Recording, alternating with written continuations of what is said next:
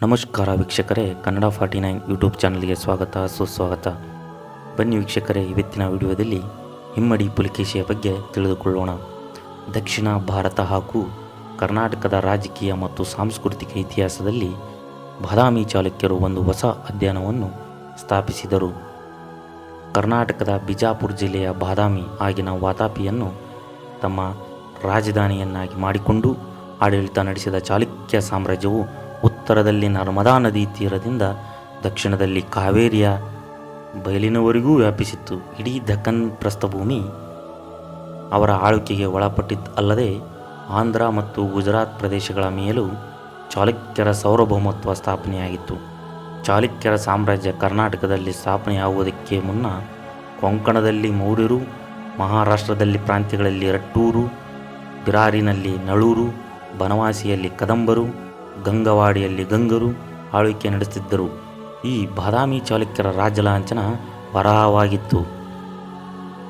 ಬಾದಾಮಿ ಚಾಲುಕ್ಯ ಸಾಮ್ರಾಟರಲ್ಲಿ ಅತ್ಯಂತ ದಕ್ಷ ಆಡಳಿತಗಾರನು, ಪರಾಕ್ರಮಿಯೂ ಸುಪ್ರಸಿದ್ಧ ಚಕ್ರವರ್ತಿಯೂ ಆದ ಹಿಮ್ಮಡಿ ಪುಲಿಕೇಶಿಯನ್ನು ಎರಡನೇ ಪುಲಿಕೇಶಿ ಅಂತಲೂ ಕರೆಯುತ್ತಿದ್ದರು. ಕ್ರಿಸ್ತಶಕ 610ರಿಂದ 642ರವರೆಗೆ ಆಳ್ವಿಕೆ ನಡೆಸಿದನು. ಸಿಂಹಾಸನಕ್ಕಾಗಿ ತನ್ನ ಚಿಕ್ಕಪ್ಪ ಮಂಗಳೇಶನ ವಿರುದ್ಧ ನಡೆಸಿದ ಹೋರಾಟದಲ್ಲಿ ಜಯಗಳಿಸಿದ ಪುಲಿಕೇಶಿ ನಂತರ ತನ್ನ ಸಾಮ್ರಾಜ್ಯದಲ್ಲಿ ತಲೆದೂರಿದ್ದ ಅರಾಜಕತೆಯನ್ನು ಕೊನೆಗೊಳಿಸುವ ಮತ್ತು ಸಾಮ್ರಾಜ್ಯ ವಿಸ್ತರಣೆ ಕಾರ್ಯದಲ್ಲಿ ತೊಡಗಿದನು. ಪುಲಿಕೇಶಿಯ ಸಾಧನೆಗಳನ್ನು ತಿಳಿಯಲು ಅವನ ಐಹೊಳೆ ಶಾಸನ ಮತ್ತು ಆತನ ಆಡಳಿತಾವಧಿಯಲ್ಲಿ ರಾಜಧಾನಿಗೆ ಭೇಟಿ ಕೊಟ್ಟಿದ್ದ ಉಭಯಸ್ಥಾನ ಬರವಣಿಗೆಗಳು ಸಹಾಯಕವಾಗಿವೆ. ಈ ಐಹೊಳೆ ಶಾಸನವು ಐಹೊಳೆ ಮೆಗುತಿ ಜಿನಾಲಯದ ಗೋಡೆಯ ಮೇಲೆ ಜೈನ ಕವಿ ರವಿಕೀರ್ತಿಯಿಂದ ಕ್ರಿಸ್ತಶಕ 643ರಲ್ಲಿ ಸಂಸ್ಕೃತ ಭಾಷೆಯಲ್ಲಿ ಕೆತ್ತಲ್ಪಟ್ಟಿದೆ. ಇದು ಎರಡನೇ ಪುಲಿಕೇಶಿಯು ಕೈಗೊಂಡ ದಿಗ್ವಿಜಯ ಮತ್ತು ಚಾಳುಕ್ಯ ಸಂತತಿಯ ಪೂರ್ವಾಂಶದ ವಿವರಗಳನ್ನು ಅರಿಯಲು ಸಹಾಯಕವಾಗಿದೆ.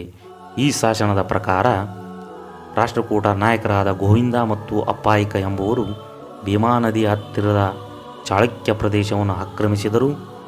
ಇದರಿಂದ ಸಿಟ್ಟಿಗೆದ್ದ ಹಿಮ್ಮಡಿ ಪುಲಿಕೇಶಿ ಅವರಿಬ್ಬರನ್ನು ಯುದ್ಧದಲ್ಲಿ ಸೋಲಿಸಿದನು. ಗೋವಿಂದನು ಪುಲಿಕೇಶಿಗೆ ಮಿತ್ರನಾಗಿ ಉಳಿದುಕೊಂಡರೆ ಅಪ್ಪಾಯಿಕನು ಪುಲಿಕೇಶಿಗೆ ಹೆದರಿ ಓಡಿ ಹೋದನು. ನಂತರ ಪುಲಿಕೇಶಿಯು ಕದಂಬ ರಾಜಧಾನಿಯಾದ ಬನವಾಸಿಗೆ ಮುತ್ತಿಗೆ ಹಾಕಿ ಅದನ್ನು ಅಧೀನ ವಶಪಡಿಸಿಕೊಂಡನು. ಕೋಸಲ, ಕಳಿಂಗ ಹಲವು ಭಾಗಗಳನ್ನು ಗೆದ್ದು ವೆಗ್ಗಿಮಂಡಲವನ್ನು ಗೆದ್ದುಕೊಂಡನು. ನಂತರ ಗಂಗರನ್ನು, ಹಳಬರನ್ನು, ಉತ್ತರ ಕೊಂಕಣದ ಮೌರ್ಯರನ್ನು ಬಗ್ಗು ಬಡಿದು ಪಶ್ಚಿಮ ಕರಾವಳಿಯಲ್ಲಿದ್ದ ಪುರಿ ಪಟ್ಟಣವನ್ನು ವಶಪಡಿಸಿಕೊಂಡನು. ಇಂದಿನ ಮುಂಬೈ ಬಳಿಯ ಎಲಿಫೆಂಟಾ ಗುಹೆಗಳು ಸಮೀಪದಲ್ಲಿರುವ ಗರಾಪುರಿ ಸ್ಥಳವೇ ಅಂದಿನ ಪುರಿ ಪಟ್ಟಣವಾಗಿತ್ತು. ನಂತರ ಎರಡನೇ ಪುಲಿಕೇಶಿಯು ಲಾಟರು, ಮಾಳವರು, ಗುರ್ಜರರನ್ನು ತನ್ನ ಸೈನ್ಯ ಶಕ್ತಿಗೆ ಮಣಿಯುವಂತೆ ಮಾಡಿದನು. ಗುಜರಾತ್ ಸಹ ಚಾಳುಕ್ಯರ ರಾಜ್ಯದ ಅಧಿಕಾರಕ್ಕೆ ಒಳಪಟ್ಟಿತ್ತು. ಆ ವೇಳೆಗೆ ಉತ್ತರ ಪತೇಶ್ವರ ಎಂಬುದಾಗಿ ಪ್ರಸಿದ್ಧನಾಗಿದ್ದ ಹರ್ಷ ಚಕ್ರವರ್ತಿಯು ದಕ್ಷಿಣದತ್ತ ವಿಜಯಯಾತ್ರೆಯನ್ನು ಕೈಗೊಂಡಿದ್ದನು. ಆಗ ತನ್ನ ಸಾಮಾಂತರ ಪಡೆಗಳಿಂದ ಕೂಡಿದ್ದ ಹಿರಿದಾದ ಸೈನ್ಯ ಸಮೇತವಾಗಿ ಮುಂದುವರಿದು ನರ್ಮದಾ ನದಿ ತೀರದಲ್ಲಿ ಹಿಮ್ಮಡಿ ಪುಲಿಕೇಶಿಯೊಡನೆ ಸೆಣಸಾಡಲು ಶಸ್ತ್ರಸಹಿತನಾದ ಸಿದ್ಧನಾಗಿದ್ದನು. ಐಹೊಳೆ ಶಾಸನವು ಶ್ರೀ ಹರ್ಷನ ಸೋಲನ್ನು, ಪುಲಿಕೇಶಿಯ ವಿಜಯವನ್ನು ತಿಳಿಸುತ್ತದೆ. ಈ ಯುದ್ಧವು ಕ್ರಿಸ್ತಶಕ 630 ಮತ್ತು 634ರ ಮಧ್ಯೆ ನಡೆಯುತ್ತೆಂದು ಉಲ್ಲೇಖಿಸಲಾಗುತ್ತದೆ. ಹಾಗೆಯೇ ನರ್ಮದಾ ನದಿ ಚಾಳುಕ್ಯರ ಸಾಮ್ರಾಜ್ಯದ ಗಡಿಯಾಯಿತೆಂದು ಹರ್ಷನ ಮೇಲಿನ ವಿಜಯದ ಸಂಕೇತಕ್ಕಾಗಿ ಪುಲಿಕೇಶಿಯು ಪರಮೇಶ್ವರ ಎಂಬ ಬಿರುದನ್ನು ಧರಿಸಿದುದಾಗಿ ಚಾಳುಕ್ಯರ ಶಾಸನಗಳಿಂದ ತಿಳಿದುಬರುತ್ತದೆ. ಪುಲಿಕೇಶಿಯು ಹರ್ಷವರ್ಧನನ್ನು ಸೋಲಿಸಿದ್ದರಿಂದ ಬಗ್ಗೆ ಉಭಯಸ್ಥಾಂಗನು ತನ್ನ ಗ್ರಂಥದಲ್ಲಿ ಈ ರೀತಿ ಉಲ್ಲೇಖಿಸಿದ್ದಾನೆ. ಉತ್ತರ ಪತೇಶ್ವರನ ಹರ್ಷನು ಯುದ್ಧದಲ್ಲಿ ಸೋತು ಹರ್ಷವನ್ನು ಕಳೆದುಕೊಂಡನು. ಈಗ ಶಿಲಾದಿತ್ಯ ಮಹಾರಾಜನು ಪೂರ್ವದಿಂದ ಪಶ್ಚಿಮದವರೆಗಿನ ನಾಡುಗಳನ್ನು ಜಯಿಸಿದ್ದಾನೆ ಮತ್ತು ತನ್ನ ಸೈನ್ಯಗಳನ್ನು ಇನ್ನೂ ದೂರದ ಜಿಲ್ಲೆಗಳಿಗೆ ಅಟ್ಟಿದ್ದಾನೆ. ಆದರೆ ಈ ನಾಡಿನ ಜನ ಮಾತ್ರ ಅವನಿಗೆ ವಶವರ್ತಿಗಳಾಗಲಿಲ್ಲ. ಅವನು 5 ಕಡೆಗಳಿಂದ ತನ್ನ ಸೈನ್ಯವನ್ನು ಸಂಗ್ರಹಿಸಿ ಎಲ್ಲ ನಾಡುಗಳಿಂದಲೂ ಉತ್ತಮವಾಗಿ ನಾಯಕರನ್ನು ಕರೆಸಿಕೊಂಡಿದ್ದಾನೆ ಮತ್ತು ಸ್ವಂತ ತಾನೇ ಸೈನ್ಯದ ಮೇಲ್ವಿಚಾರಕನಾಗಿ ನೇತಾರನಾಗಿ ಈ ಜನರನ್ನು ನಿಗ್ರಹಿಸಿ ಶಿಕ್ಷಿಸಿ ಹೊರಟಿದ್ದಾನೆ. ಆದರೂ ಅವನು ಇನ್ನೂ ಅವರ ಸೈನ್ಯವನ್ನು ಸೋಲಿಸಲಿಲ್ಲ. ಈ ವಿಜಯದ ನಂತರ ಪುಲಿಕೇಶಿಯನ್ನು 99,000 ಹಳ್ಳಿಗಳನ್ನೊಳಗೊಂಡ 3 ಮಹಾರಾಷ್ಟ್ರಗಳ ಅಧಿಪತಿ ಎಂದು ವರ್ಣಿಸಲಾಗಿದೆ. ಪ್ರಸ್ತುತ ಕರ್ನಾಟಕ ಮತ್ತು ಮಹಾರಾಷ್ಟ್ರ ಹಾಗೂ ಕರಾವಳಿಯ ಕೊಂಕಣ ಪ್ರದೇಶವೇ ತ್ರೈರಾಷ್ಟ್ರಗಳಿರಬೇಕೆಂದು ಅರ್ಥಿಸಲಾಗಿದೆ. ಎರಡನೇ ಪುಲಿಕೇಶಿಯು ನಂತರ ಹೋಸಲ ಕಳಿಂಗಗಳನ್ನು ಅಧಿಕಾರಕ್ಕೆ ಒಳಪಡಿಸಿಕೊಂಡು ಪಿಷ್ಟಪುರದ ದುರ್ಗವನ್ನು, ಅಂದರೆ ಪಶ್ಚಿಮ ಕರಾವಳಿಯಲ್ಲಿರುವ ಇಂದಿನ ಪಿಟ್ಟಾಪುರಂ ದುರ್ಗವನ್ನು ವಶಪಡಿಸಿಕೊಂಡನು. ವೆಂಗಿ ಮಂಡಲವನ್ನು ವಶಪಡಿಸಿಕೊಂಡು ತನ್ನ ಕಿರಿಯ ತಮ್ಮನಾದ ಕುಬ್ಜ ವಿಷ್ಣುವರ್ಧನನ್ನು ವೆಂಗಿಯ ಅಧಿಪತಿಯನ್ನಾಗಿಸಿದನು. ಮುಂದೆ ಈತ ಸ್ವತಂತ್ರವಾಗಿ ವೆಂಗಿ ಚಾಲುಕ್ಯರ ಮನೆತನವನ್ನು ಸ್ಥಾಪಿಸಿದನು. ನಂತರ ಪುಲಿಕೇಶಿಯು ಪಲ್ಲವರ ಮಹೇಂದ್ರವರ್ಮನನ್ನು ಸೋಲಿಸಿದನು. ಸೋತು ಓಡಿ ಹೋದ ಮಹೇಂದ್ರವರ್ಮನು ಕಾಂಚೀಪುರದ ಕೋಟೆಯಲ್ಲಿ ಅಡಗಿಕೊಂಡನು. ಹಾಗೆ ಕಾವೇರಿ ನದಿಯನ್ನು ದಾಟಿ ಚೋಳರು, ಕೇಳರು, ಪಾಂಡ್ಯರು ತನ್ನ ಸಾರ್ವಭೌಮತ್ವವನ್ನು ಒಪ್ಪುವಂತೆ ಮಾಡಿದನು. ಈ ರೀತಿಯ ವಿಜಯಗಳಿಂದ ಪುಲಿಕೇಶಿಯು ಅಶ್ವಮೇಧ ಯಾಗವನ್ನು ಮಾಡಿದನೆಂದು ವೇಂಗಸ್ತನ ಬರವಣಿಗೆಗಳಿಂದ ನಾವು ತಿಳಿಯಬಹುದು. ಅಪಾರ ಕೀರ್ತಿ ಪಡೆದಿದ್ದ ಎರಡನೇ ಪುಲಿಕೇಶಿಯನ್ನು ಅರಬ್ಬಿ ಭಾಷೆಯ ಒಂದು ಐತಿಹಾಸಿಕ ಉಲ್ಲೇಖದ ಪ್ರಕಾರ ಪರ್ಷಿಯಾದ ದೊರೆ ಎರಡನೇ ಖುಸ್ರೋ ತನ್ನ ಆಡಳಿತಾವಧಿಯಲ್ಲಿ 36ನೇ ವರ್ಷ ಎರಡನೇ ಪುಲಿಕೇಶಿಯೊಂದಿಗೆ ಆಡಳಿತ ಕಾಗದ ಪತ್ರಗಳನ್ನು, ಕಾಣಿಕೆಗಳನ್ನು ವಿನಿಮಯ ಮಾಡಿಕೊಂಡನೆಂದು ಹೆಸರಿಸಿದೆ. ಇದಕ್ಕೆ ಆಧಾರವಾಗಿ ಅಜಂತಾ ಗುಹೆಯಲ್ಲಿ ಒಂದು ವರ್ಣರಂಜಿತ ಭಿತ್ತಿಚಿತ್ರವ ಓರ್ವ ಪರ್ಷಿಯನ್ ವ್ಯಕ್ತಿಯ ಭಾರತೀಯ ರಾಜನಿಗಾಗಿ ತಂದ ಪತ್ರವನ್ನು ಒಪ್ಪಿಸುತ್ತಿರುವ ಘಟನೆಯಿದೆ. ಈ ಚಿತ್ರ ಎರಡನೇ ಪುಲಿಕೇಶಿಗೆ ಸಂಬಂಧಿಸಿದೆಂದು ಭಾವಿಸಲಾಗಿದೆ.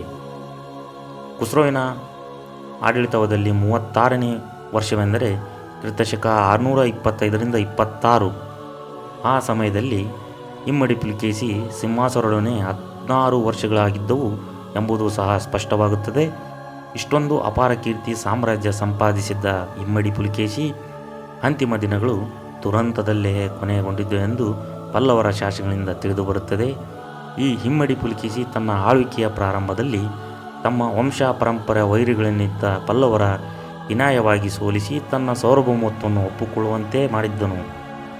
ಇದರಿಂದ ಬೇಸತ್ತು ಸೇಡಿಗಾಗಿ ಕಾಯುತ್ತಿದ್ದ ಪಲ್ಲವರ ದೊರೆ ಮೊದಲನೇ ನರಸಿಂಹವರ್ಮನ್ ತನ್ನ ತಂದೆಗಾದ ಅವಮಾನಕ್ಕೆ ಸೇಡನ್ನು ತೀರಿಸಿಕೊಳ್ಳಲು ಪೆರಿಯಾಲ, ಮಣಿಮಂಗಲ ಮತ್ತು ಸುರಮಾರಗಳಲ್ಲಿ ನಡೆದ 3 ಯುದ್ಧಗಳಲ್ಲೂ ಇಮ್ಮಡಿ ಪುಲಿಕೇಶಿಯನ್ನು ಸೋಲಿಸಿನದಲ್ಲದೆ ಚಾಳುಕ್ಯರ ರಾಜಧಾನಿ ಬಾದಾಮಿಯನ್ನು ಕ್ರಿಸ್ತಶಕ 642ರಲ್ಲಿ ವಶಪಡಿಸಿಕೊಂಡನು. ಈ ವಿಜಯದ ನೆನಪಿಗಾಗಿ 1ನೇ ನರಸಿಂಹವರ್ಮನು ಅಲ್ಲಿ ಒಂದು ವಿಜಯಸ್ತಂಭ, ಅಂದರೆ ಶಾಸನವನ್ನು ನಿಲ್ಲಿಸಿ ಪ್ರತಾಪಿಕೊಂಡ ಎಂಬ ಬಿರುದನ್ನು ಧರಿಸಿದನು. ನಂತರ 1ನೇ ನರಸಿಂಹವರ್ಮನ್ ತನ್ನ ಸೈನ್ಯದ ಒಂದು ಭಾಗವನ್ನು ಬಾದಾಮಿಯಲ್ಲಿ ಇರಿಸಿ ಸುಮಾರು 13 ವರ್ಷಗಳವರೆಗೆ ಬಾದಾಮಿ ಚಾಲುಕ್ಯರನ್ನು ತನ್ನ ಹಿಡಿತದಲ್ಲಿಟ್ಟುಕೊಂಡನು. ಹೀಗೆ ತನ್ನ ಅಂತಿಮ ದಿನಗಳನ್ನು ಸೋಲಿನಲ್ಲಿ ಕಳೆದರೂ ಸಹ ಇಮ್ಮಡಿ ಪುಲಿಕೇಶಿ ಕೇವಲ ಚಾಲುಕ್ಯರ ಸಂತತಿಯಷ್ಟೇ ಅಲ್ಲದೆ ಇಡೀ ದಕ್ಷಿಣ ಭಾರತದ ಕೆಲವು ಶ್ರೇಷ್ಠ ಅರಸುಗಳಲ್ಲಿ ಒಬ್ಬನಾಗಿದ್ದಾನೆ. ಈತನಿಗೆ ಮಹಾರಾಜಿತಿ ರಾಜ, ಪರಮೇಶ್ವರ ವಲ್ಲಭ, ಪೃಥ್ವಿರಾಜ ವಲ್ಲಭ ಎಂಬ ಬಿರುದುಗಳಿದ್ದವು. ಈ ಇಮ್ಮಡಿ ಪುಲಿಕೇಶಿಗೆ ಆದಿತ್ಯವರ್ಮ, ಚಂದ್ರಾದಿತ್ಯ, ವಿಕ್ರಮಾದಿತ್ಯ ಮತ್ತು ಧಾರಾಶ್ರಮ ಜಯಸಿಂಹ ಎಂಬ ಗಂಡು ಮಕ್ಕಳಿದ್ದರು. ಈ ಇಮ್ಮಡಿ ಪುಲಿಕೇಶಿಯ ನಂತರ ಮೊದಲನೇ ವಿಕ್ರಮಾದಿತ್ಯ ಎಂಬುವನು ಅಧಿಕಾರಕ್ಕೆ ಬಂದನು. ಹಾಗಾಗಿ ಇದು ನಮ್ಮಲ್ಲಿರುವ ಇಮ್ಮಡಿ ಪುಲಿಕೇಶಿಯ ಬಗ್ಗೆ ಮಾಹಿತಿಯಾಗಿದೆ. ಹಾಗಾಗಿ ವೀಕ್ಷಕರೇ, ಇದೇ ಥರದ ವಿಡಿಯೋಗಳಿಗಾಗಿ ಈ ಚಾನಲನ್ನು ಸಬ್ಸ್ಕ್ರೈಬ್ ಮಾಡಿ. ಧನ್ಯವಾದಗಳು.